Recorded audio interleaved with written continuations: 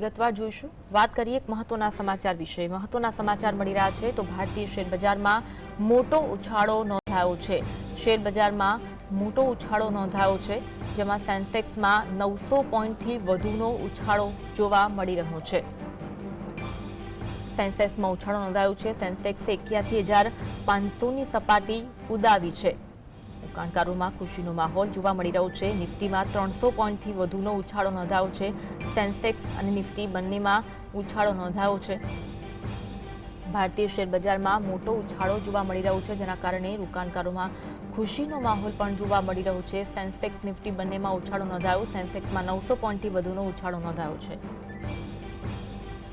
આજ અંગે વધુ વાત કરીશું। માર્કેટ એક્સપર્ટ રવિભાઈ દિયોરા અમારી સાથે ફોન લાઈન પર જોડાયા છે। રવિભાઈ, સ્વાગત છે। જીએસટીવીમાં ભારતીય શેર બજારમાં ઉછાળો નોંધાયો છે, કયા કયા કારણો જવાબદાર? જબકે આજે માર્કેટ માટે જૂન મહિના પછી પહેલી વાર એક પોઝિટિવ દિવસ અને 300 પોઈન્ટથી વધારે તેજીવાળો દિવસ નિફ્ટીમાં અને 900 પોઈન્ટ વાળો જે સેન્સેક્સમાં આવ્યો છે। પર્ટિક્યુલર જે મેજર રીઝન એક જ છે કે આપણા પ્રાઇમ મિનિસ્ટરે જે સ્વતંત્રતા દિવસને દિવસે જે જીએસટીમાં મોટા બદલાવની વાત કરી, મારા હિસાબે માર્કેટ એને થોડું પોઝિટિવ રિવોર્ડ આપી રહ્યું છે। ઘણા બધા સેક્ટરો જોઈએ તો જ્યાં જ્યાં એક્સપેક્ટેશન છે કે જીએસટી રિલેટેડ સારા બદલાવ આવે, બધા જ સેક્ટર આજે ગ્રીન ઝોનમાં ચાલી રહ્યા છે।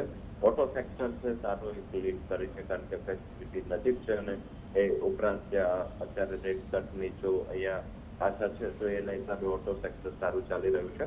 આ ઉપરાંત ઘણા બધા કન્સ્ટ્રક્શન ઇનપુટ પર પણ જીએસટી કટની વાત ચાલી રહી છે, એટલે ઇન્ફ્રાસ્ટ્રક્ચર છે, રિયલ એસ્ટેટ છે, આ સેક્ટરમાં પણ તેજી છે।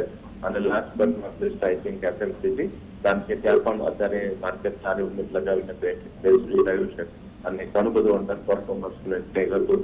ત્રણ-ચાર જે કન્ઝમ્પશન ડ્રીવન સેક્ટર છે, જે બાઇંગ ડિમાન્ડને થોડું સપોર્ટ આપે, એ તમામ સેક્ટર આજે સારી રેલી બતાવી રહ્યા છે અને એના સપોર્ટના હિસાબે આજે નિફ્ટી અને સાથે સાથે સેન્સેક્સમાં એક સારો ઉછાળો જોવા મળી રહ્યો છે। રવિભાઈ, રોકાણકારોને શું સલાહ આપશો?